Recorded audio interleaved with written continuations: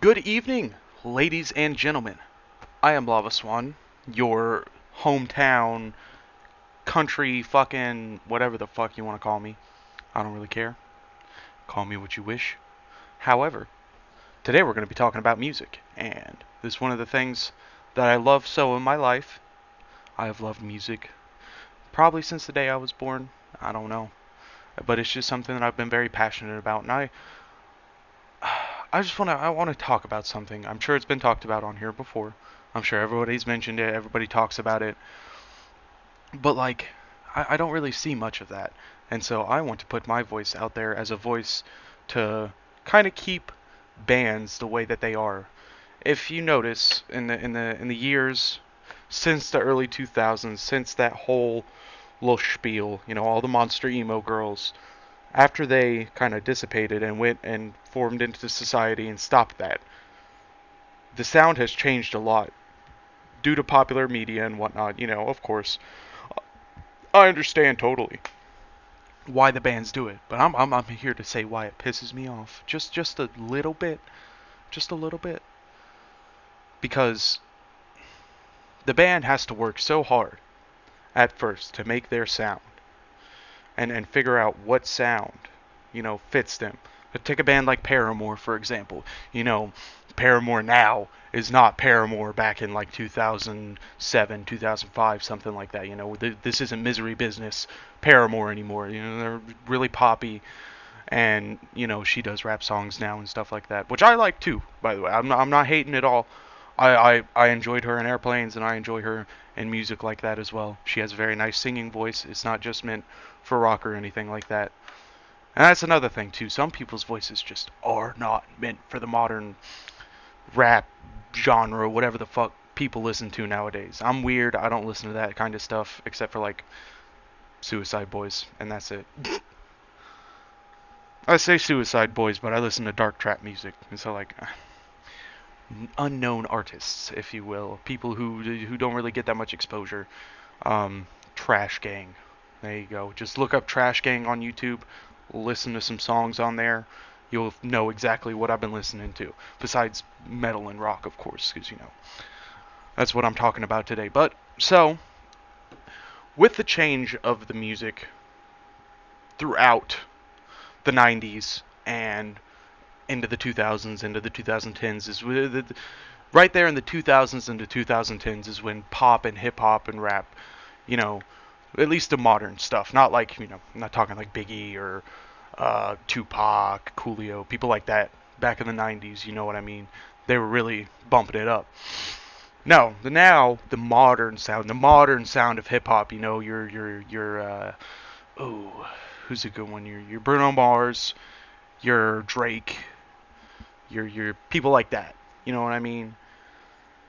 Uh, Bob. I don't know if anybody remembers B.O.B., but he did a song he did Airplanes with the girl from Paramore, and then he did another song with Bruno Mars, and Bruno like totally stole that track from him, and like nobody remembers who he is, even though I think he was a very talented artist and definitely got overshadowed by all the big people who were on his album. But people like that sound really started coming in the 2000s, 2010s, stuff like that. Then you skip to now, and we have shit. Popular music now is shit, and I will take that to my grave. The shit that the white girls listen to, going through their Starbuckses and going through their fucking whatever the fucks. You know what I mean? It's just it has no soul. The music of today just doesn't have any fucking soul, and that's what I hate about it. People are turning in their graves due to the lack of soul that music has now. And that's why I want to sit here and talk to you guys about music and stuff, and especially I want to talk to you about country music because nobody talks about country music anymore, and there are very good artists out there working very hard to make sure that country music stays alive and doesn't turn into the shitty fucking just ugh, it makes me want to fucking throw up the shit that they play on the radio. Like the country radios are not country anymore. You know what it is? It's fucking pop music. That's all it is. They just flipped it and turned country into pop music because they're trying to stay relevant in the modern times. You know what I mean? Those fake country guys will be playing, shit like that. But most country people do have a very, very good sense of music and very diverse tastes in music. And I'm not here to judge somebody's taste in music, but like people who listen to that kind of music, I feel are NPCs for sure because it's just it makes me cringe. It like physically every time I think about modern poppy country music, it makes me fucking cringe. But the artist I want to talk about are not like that at all. I am a proud member of the You Don't Hate Country Music, You Just Hate Modern Country Music movement, and the head fronts and the forefronts of this movement, this organization, whatever you want to call it, Pawns and Kings. Their lead singer has a wonderful TikTok page where he discusses stuff like this, same as I do. It's just not, high formatted YouTube videos. It's 60-second clips on TikTok, more fitting for people. I, however, I want to do longer videos, more in depth. I want to talk about it. I want to really talk about it with you guys. So Pawns and Kings, uh, definitely an interesting band. I have listened to a couple of their songs, and they're all wonderful. He's got a great singing voice. He really has some range in his voice too. Songs I would recommend by Pawns or Kings if you're ever going to listen to them. If you ever just, you see this video, take my advice, just go give it a listen. If you don't like it, hey, you don't like it. That's you. You know what I mean? Some people is just the country thing's not their thing, and I get it. But if you think that country music was good back when Waylon Jennings and Johnny Cash, Hank Williams Jr., people like that. Those guys. If you want to listen to stuff like those guys, then stick around. Plenty of artists out there that are just mint. They are mint. So, Pawns or Kings, songs I would recommend. Definitely, what is it? Oh, Southern Gothic is definitely one of them. Southern Gothic's very good. Cotton Eye Joe, the Murder Ballad. That's how I figured out about these guys. I seen their lead singer talking about this song, and I was like, okay, it's Cotton Eye Joe. And I listened to it, and I was like, oh, it's not Cotton Eye Joe. This is something totally different. And it's different in the best ways and just brings Cotton Eye Joe back to what it was originally. Because if you didn't know, Cotton Eye Joe started off in the West as a murder ballad about a guy going and killing all the women in the town, pretty much. Which is the approach that this takes. It's the approach that this song takes to it. That's what it is. It lays it right out for you. Whole story in the song. Just listen to the song, you'll understand.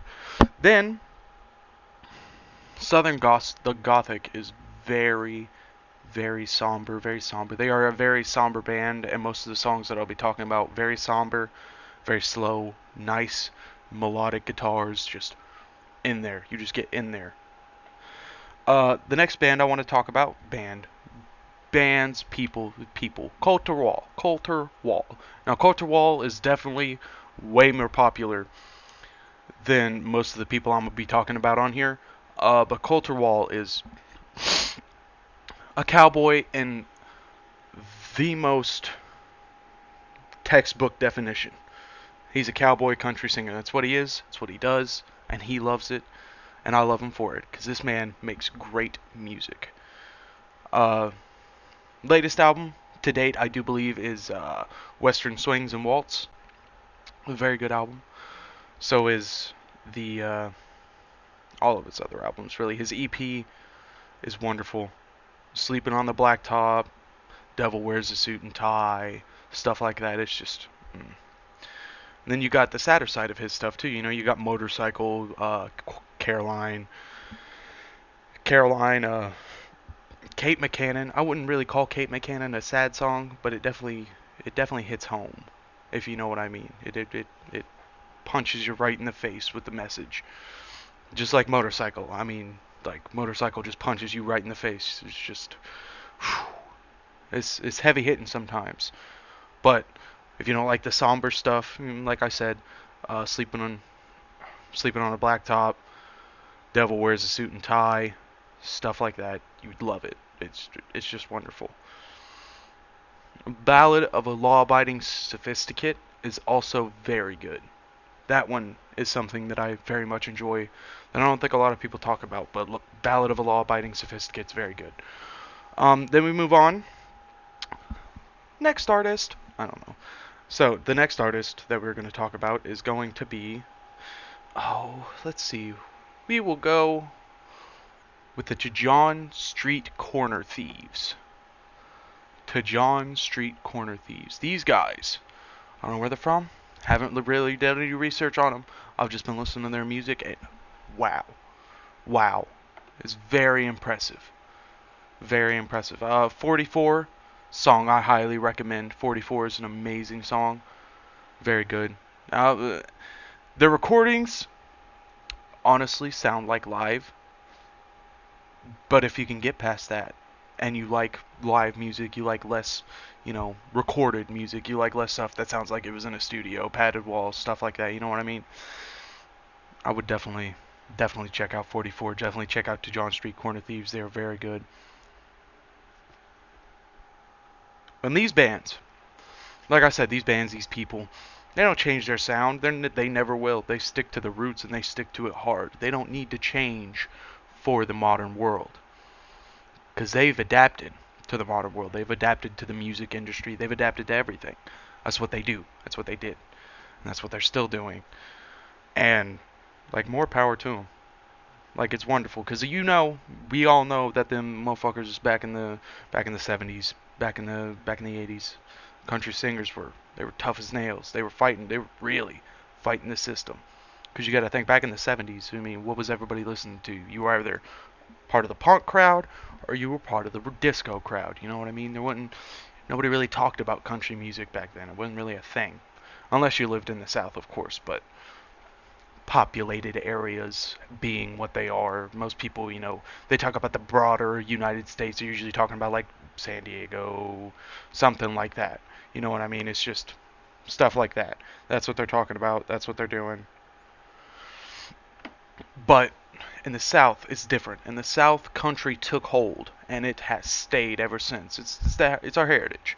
You know what I mean? It's the South's heritage is the country music and just all that good jazz. And people love it down here. Well, most people do, but you get into a college town, obviously people coming from everywhere. Music just kind of bundles in and just it all brings in together. Which is fine until they start making the hybrid shit like country rap. Some people can do it. Okay. This is not me hating on country rap. Some people can do it. I mean, obvious example will be Upchurch.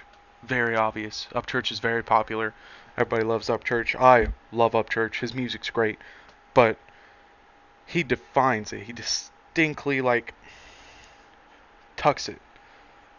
And he lets you know that this is country rap. That's what it is. It's just him singing about his homeland in the way that he wants to. Where he came from. And there's another man right there who's just fighting the system. Hard and strong. Hard and strong. You watch any of Upchurch's videos, you'll see how long he's been fighting the system. How hard he's been fighting it. Nobody has signed him. Nobody ever has signed Upchurch, and nobody ever will. That's just how he is. That's who he is. On top of making fantastic music. Like, his music's wonderful. You never listen to Upchurch, go listen to like Pond Creek Road or Rolling Stone. If you're into that kind of thing, you just want a good smoking song, riding down the road, hotboxing your car, listening to Rolling Stone. Ain't nothing like it. Ain't nothing like it.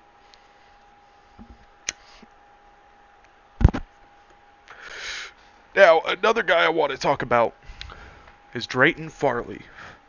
Drayton Farley is by far one of the most underrated country artists I think I've ever heard of in my life.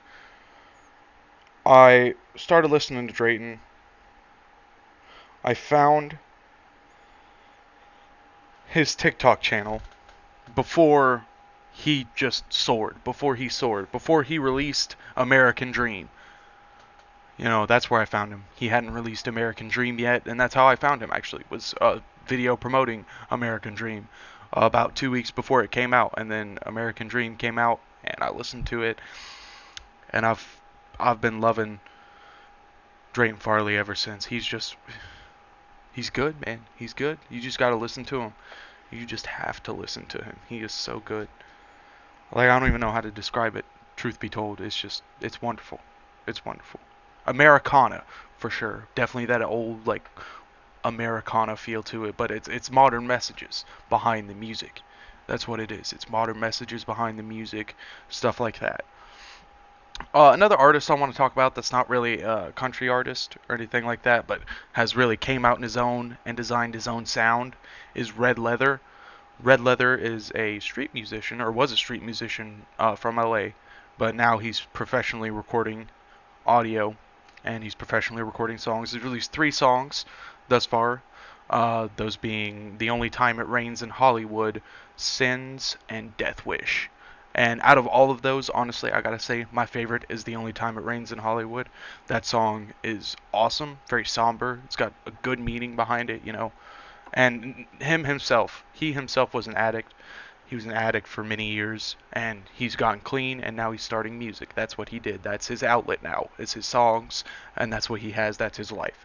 And you can tell. You can just feel it in the music that he sings and the music that he writes. You just feel the emotion in the song, and it hits every time. Every time you're listening to Sins or you're listening to Death Wish or something like that, it smacks you right in the face with the emotion. And he has a way with words, I'll tell you. Red Leather has a way with words. It's wonderful. Wouldn't classify it as country music though. I don't. He's his own thing. Red Leather's his own thing. It's good. It's wonderful. It's its own thing. I really don't know how to describe it. Uh, Another artist. Let's see. Who else do we want to talk about on this one?